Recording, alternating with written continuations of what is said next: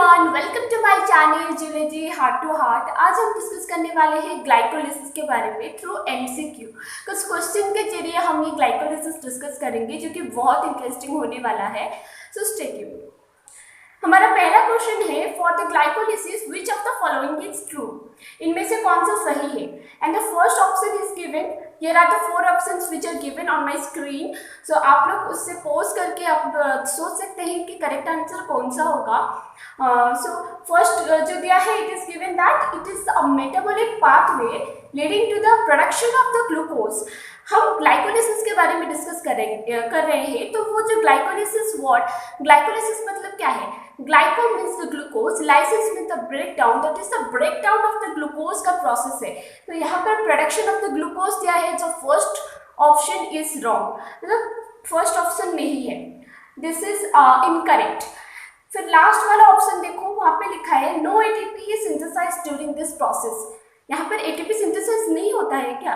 सारा ये जो एरोबिक प्रोसेस रेस्पिरेशन है, तो ये तो सारे एटीपी प्रोडक्शन के लिए ही ये सारे प्रोसेस होते हैं। दिस इज ग्लाइकोलिसिस, हमारा एरोबिक रेस्पिरेशन के लिए ये सारे प्रोसेस होते हैं। ग्लाइकोलिसिस हमारा पहला प्रोसेस है, निष्क्रिय साइकिल होता है, ट्राइकार्बोक्सिलिक एसिड साइकिल। देन आता है हमारा electron transport chain. So this all are the process of the aerobic respiration. Okay, so हमारा एटीपी प्रोडक्शन के लिए ही ये सारे प्रोसेस होता है। और यहाँ पर दिया है कि no ATP synthesized during this process. हम यहाँ पे ये मैं पूरा ग्लाइकोलिसिस में लिख दी हूँ। अगर आपको ये सारे पैटर्न्स अच्छे लगे, मतलब इसलिए यहाँ पर सारे प्रोसेस का नाम भी, कौन सा रिएक्शन ये मैं लिखी हूँ। And in this side I have written the enzymes which are involve in each of the reactions. Here also same. ये ग्लाइकोलिसिस दो पार्ट में डिवाइड हुआ है, पहले 5 रिएक्शन है, फिर बाद में 5 रिएक्शन है, ठीक है। तो यहाँ पर ये लास्ट वाला ऑप्शन ये दिया है कि एटीपी यहाँ पर सिंथेसाइज नहीं होता है। Is it correct? नो। यहाँ पे देखो, पहला स्टेप में एटीपी यूटिलाइज हो रहा है, सेकेंड में नहीं, थर्ड में एटीपी यूटिलाइज हो रहा है। एटीपी फॉर्मेशन कहाँ हो रहा है? यहाँ पे देखो, यहाँ पर 2 एटीपी फॉर्मेशन हो गया, तो यहाँ पर भी 2 एटीपी फॉर्मेशन हुआ है, 2 एटीपी यूटिलाइज हुए हैं एंड 4 एटीपी फॉर्मेशन हुए हैं। तो यहाँ पर एटीपी सिंथेसिस हो रहा है। So the last option is also wrong. Come to the third option, that is it is the oxygen dependent process. Oxygen dependent process, ये ऑक्सीजन इन्वॉल्व होता है क्या ये रिएक्शन में? मैं आपको बताई थी कि this is the reaction, this is the glycolysis is a process जो कि हमारा एरोबिक रेस्पिरेशन का एक पार्ट है। बट ये ग्लाइकोलिसिस में ये इंडिपेंडेंट ऑफ ऑक्सीजन, यहाँ पर ऑक्सीजन यूज नहीं हो रहा है। देखो, कहीं पे भी ऑक्सीजन है, कहीं पे भी ऑक्सीजन नहीं यूज हो रहा है। तो आप पूछोगे कि यहाँ पर अगर ऑक्सीजन नहीं यूज हो रहा है तो इसको एनारोबिक रेस्पिरेशन में आना चाहिए, एरोबिक रेस्पिरेशन में ये क्यों इन्वॉल्व है? नहीं, ये ग्लाइकोलिसिस ये एक प्रोसेस है जो कि both aerobic and anaerobic respiration में इन्वॉल्व होते हैं। So it is a common phase in both the aerobic and anaerobic respiration, and we can say and it is the first step of the aerobic respiration, जहाँ पे कि यहाँ पर oxygen का use नहीं हो रहा है। So it is a oxygen independent process. It doesn't depend upon the oxygen and it doesn't require the oxygen because ये साइटोप्लाज्म में होता है ये process. The glycolysis takes place in the cytoplasm, वो जो कि हमारा सेकेंड पॉइंट में जो है, जो option it takes place in the cytoplasm, that is the correct. Yes, that's it is the true for the glycolysis. ये ग्लाइकोलिसिस साइटोप्लाज्म में होता है। यहाँ पर ऑक्सीजन यूज नहीं हो रहा है। अगर आपको क्वेश्चन पूछा जाएगा कि हाँ मेरी molecules of oxygen use during the glycolysis of 1 glucose molecule, जब 1 ग्लूकोज मॉलिक्यूल का ग्लाइकोलिसिस हो रहा है तो आपको कितना ऑक्सीजन चाहिए अगर आपको पूछेंगे तो आपका आंसर होगा 0, तो 0 ले लो। So that is about it. आपको शायद ये सारे पॉइंट क्लियर हो गया कि ऑक्सीजन डिपेंडेंट नहीं है, ऑक्सीजन यहाँ पर यूज नहीं होता है एंड एटीपी सिंथेसिस होता है, ग्लूकोज का ब्रेकडाउन होता है, प्रोडक्शन नहीं, and it takes place in the cytoplasm. So and now move to the second question, that is the ATP is a क्या है? ATP is it a protein? नहीं, ATP protein नहीं होता है। एडेनोसिन ट्राइफॉस्फेट ये protein नहीं है। And is it a hormone, जो कि लास्ट वाला ऑप्शन है, ये हार्मोन भी नहीं है। और सेकंड वाला ऑप्शन क्या है? एंजाइम विच ब्रिंग्स ऑक्सीडेशन, ये एंजाइम्स है। पहली बात तो ये एंजाइम्स नहीं है विच ब्रिंग्स ऑक्सीडेशन, ये एंजाइम्स नहीं है, ऑक्सीडेशन ऐसे नहीं है।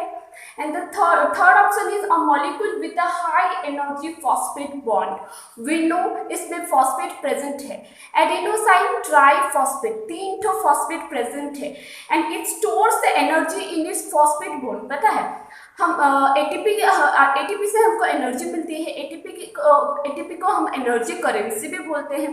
एंड ये एटीपी हमको एनर्जी कैसे देता है? It stores is energy in the phosphate bond. Phosphate bond में उसका एनर्जी स्टोर होता है, तो this is the ATP. ATP is a molecule with a high energy phosphate bond. The third one is the correct.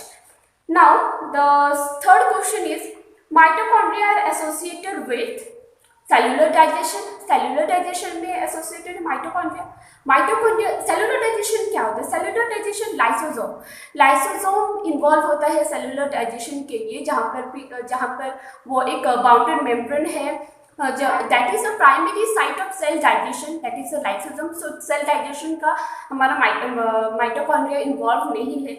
Mitochondria के protein synthesis में इन्वॉल्व है। Protein synthesis कहाँ पे होता है? राइबोसोम पे होता है। Ribosome responsible for the protein synthesis, तो ये में माइटोकॉन्ड्रिया से कुछ एसोसिएटेड नहीं है। And the third option is the DNA synthesis. हमारा डीएनए सिंथेसिस कहाँ होता है? डीएनए सिंथेसिस न्यूक्लियस में होता है in case of the eukaryotes, and cytoplasm में होता है in case of the prokaryotes. So वो भी that also doesn't associated with the mitochondria. And the last option is the cellular respiration। हाँ, हमारा जो माइटोकॉन्ड्रिया का जो respiration, माइटोकॉन्ड्रिया इज रिस्पॉन्सिबल और associated with the cellular respiration. वहाँ पर सेलुलर रेस्पिरेशन होता है। सो हमारा cellular respiration that occurs in the mitochondria. अभी आप पूछोगे कि ये तो ग्लाइकोलाइसिस का जो प्रोसेस है that occurs in the cytoplasm, right? That occurs in the cytoplasm, but cellular respiration occurs in the mitochondria. So ये है कि मैं जैसे बताया कि यहाँ पर ऑक्सीजन इन्वॉल्व नहीं होता है। सो जाहिर सी बात है, अगर यहाँ पर ऑक्सीजन इन्वॉल्व नहीं होता है तो ये बाहर ही हो रहा है। अगर ये माइटोकॉन्ड्रिया के अंदर होता तो ये ऑक्सीजन भी यहाँ पर इन्वॉल्व होता है, बिकॉज माइटोकॉन्ड्रिया में ऑक्सीजन का काम होता है। सो ये बाहर हो रहा है, इन द साइटोप्लाज्म में होता है, therefore it doesn't require the oxygen, it occurs in the absence of oxygen. So ये साइटोप्लाज्म में होता है, जो कि जरूरी स्टेप है for the aerobic respiration, and it is the first step, that is the breakdown of glucose is the first step for the aerobic respiration, and it is the common step for both the aerobic and anaerobic respiration. So glycolysis. So this is now move to the fourth question, that is enzyme of the glycolysis are found in enzyme. जो glycolysis में जो ये सारे जो process हो रहे हैं, ये सारे जो एंजाइम्स है वो कहाँ पे पाए जाते हैं? सो लास्ट ऑप्शन से आते हैं, वो लेते हैं राइबोसोम हमारे प्रोटीन सिंथेसिस में हेल्प करता है। ऑक्सीजन कहाँ पे होता है? That is present in the mitochondria. Mitochondria जो होता है, माइटोकॉन्ड्रिया के इनफोल्डिंग में जो हमारा इनफोल्डिंग में हमारा ये ऑक्सीजन्स प्रेजेंट होते हैं, जो कि हमारा एटीपी सिंथेसिस के लिए हेल्प करता है। ये जो है, this is suppose mitochondria, this are the infolding of the mitochondria and oxygens are present here, oxygens are present here, so that oxygens are present, वो हमारे एटीपी सिंथेसिस के लिए हेल्प करता है। Then the second option is the mitochondrial matrix. Mitochondrial matrix में हमारा ये नहीं होता है। माइटोकॉन्ड्रियल मैट्रिक्स में क्या होता है? The oxidation of the glycolysis का जो एंड प्रोडक्ट है उसका ऑक्सीडेशन होता है माइटोकॉन्ड्रियल मैट्रिक्स में। टीसीए साइकिल भी माइटोकॉन्ड्रिया के मैट्रिक्स में होता है, ग्लाइकोलाइसिस नहीं होते। ग्लाइकोलाइसिस कहाँ होता है? साइटोप्लाज्म में होता है। तो जहाँ पर होता है वहाँ पर ही उसका एंजाइम्स भी प्रेजेंट होंगे। So it's very easy कि enzymes of glycolysis are present in the cytoplasm. So glycolysis. So the fourth question is the glycolysis lead to the formation of two molecules of what? Glycolysis lead to the formation of, अभी ही बात कर रहे थे कि उसका end product क्या होगा, जो कि उसका जो end product है उसका ऑक्सीडेशन होता है माइटोकॉन्ड्रिया के मैट्रिक्स पे होता है, माइटोकॉन्ड्रिया में जाके होता है। तो उसका end product क्या है?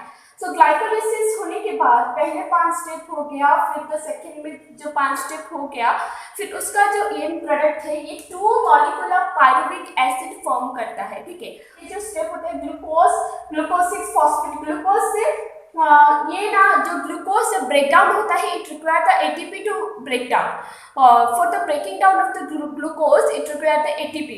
एटीपी क्यों रिक्वायर करता है? क्योंकि वो एटीपी से, एटीपी के पास 3 फॉस्फेट होते हैं, ये एक फॉस्फेट ले आता है, ग्लूकोज के पास एक फॉस्फेट एटीपी से चला आता है, तो एटीपी क्या हो जाएगा, एडीपी हो जाएगा, डाइफॉस्फेट हो जाएगा, एडेनोसाइन डाइफॉस्फेट हो जाएगा, 2 एटीपी रह जाएंगे, बिकॉज एक फॉस्फेट ग्लूकोज पे चलाया और एक फॉस्फेट एटीपी से आके ग्लूकोज में जब लग जाता है तो ग्लूकोज के 6th कार्बन पे लगता है, सो that is called the glucose 6 phosphate, ठीक है। सो ये जो प्रोसेस हो रहा है that is called the phosphorylation.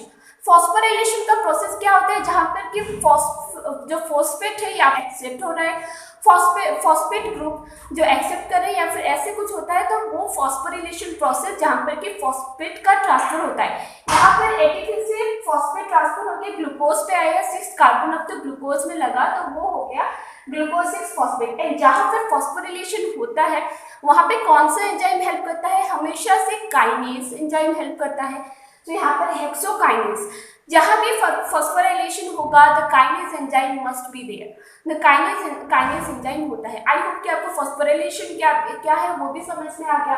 फिर ग्लूकोज 6 फॉस्फेट, वो actually the glucose that isomerises to become the fructose, तो वो आइसोमराइजेशन हो गया, ये उसका एंजाइम से फॉस्फोएक्सोआइसोमेरेज, ग्लूकोज 6 फॉस्फेट हो गया, फिर इसका फिर से फॉस्फोराइलेशन होगा। तो फॉस्फोराइलेशन मतलब मैं क्या बताई थी, फॉस्फेट आएगा, ऐड होगा, राइट। तो फॉस्फेट और एक जो ऐड होगा तो क्या होगा, यहाँ पर फॉस्फेट एटीपी से फिर से और एक एटीपी यूटिलाइज हुआ, फॉस्फेट ऐड हुआ, वो जाके लग गया फर्स्ट कार्बन में। पहले से तो 6th कार्बन में ऑलरेडी एक फॉस्फेट लगा है पहले से, और एक तो जो फॉस्फेट आ जाएगा वो फर्स्ट कार्बन में लग जाएगा, फ्रुक्टोज 6 फॉस्फेट का फर्स्ट कार्बन में लग जाएगा, तो फ्रुक्टोज 1,6 डाइफॉस्फेट हो जाएगा। अभी ये डाइफॉस्फेट जो है ये स्प्लिटिंग होके ऐसे ये वाला 6 कार्बन का था ना, ये 3 कार्बन में ये स्प्लिट हो जाएगा, 3-फॉस्फोग्लिसरॉल्डिहाइड डाइहाइड्रोक्सी एसीटोन फॉस्फेट, ये दोनों प्रोडक्ट फॉर्म हो गए dihydroxy acetone phosphate that converted into the three phosphoglyceraldehyde, क्योंकि ये आइसोमराइजेशन होकर ये कन्वर्ट भी हो सकता है। तो ये जो dihydroxy acetone phosphate it get converted to the three phosphoglyceraldehyde. इसका मतलब क्या है, हमारे पास ये वाला प्रोडक्ट 2 आ गया, 3-फॉस्फोग्लिसरॉल्डिहाइड 2 आ गया हमारा। अभी ये जो 2 3-फॉस्फोग्लिसरॉल्डिहाइड आ गया है, वहां पर और भी प्रोसेस होके ये यहाँ पर पायरुविक एसिड बना है, ठीक है। Move to the next question that is during glycolysis which ion help in the enzymatic activity of the hexokinase. Hexokinase को होने के लिए कौन सा आयन हेल्प कर रहा है? सो यहाँ पे लिखा है magnesium, so it's very easy, तो ये वाला नहीं है, last option that is the magnesium, that is correct. हमारे ये ग्लाइकोलिसिस में ज्यादातर ये मैग्नीशियम आयन से यूज हुआ है, देखो मैग्नीशियम, ओके। सो कुछ